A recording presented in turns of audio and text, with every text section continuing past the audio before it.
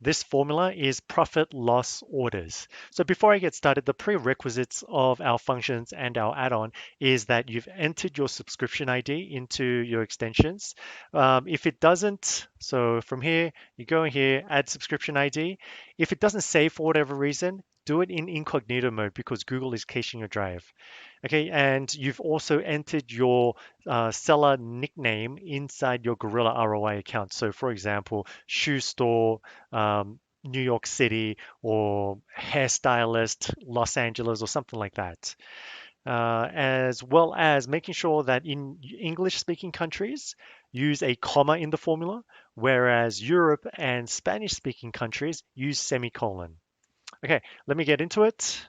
So this entire table again was created with this one formula for this seller and yesterday. If I delete it, you'll see that everything disappears. And let me pull that up again. Gorilla underscore profit loss orders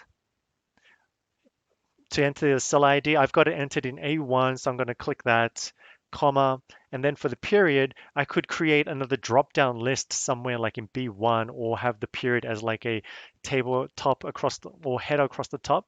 But in this case, I'm just going to manually type it in yesterday. And those are the only two required inputs. While I wait for this to load, you'll see that the other ones, if you click this down button, you'll see the different filters and the parameters that you can choose.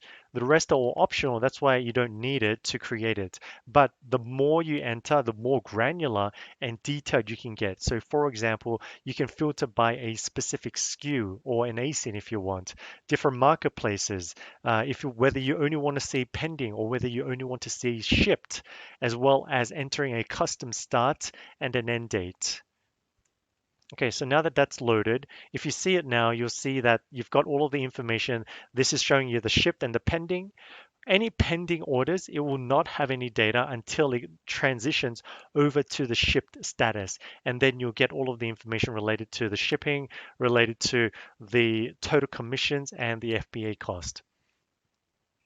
So the function is very self-explanatory. It's designed to give you a line-by-line analysis of the total profit from the order as a starting point for where you can now subtract things like your COGS, your other expenses, your advertising, and so on. So rather than trying to at the moment, likely going into Amazon Seller Central, getting the order ID, and then separately finding the commission and the fulfillment fees.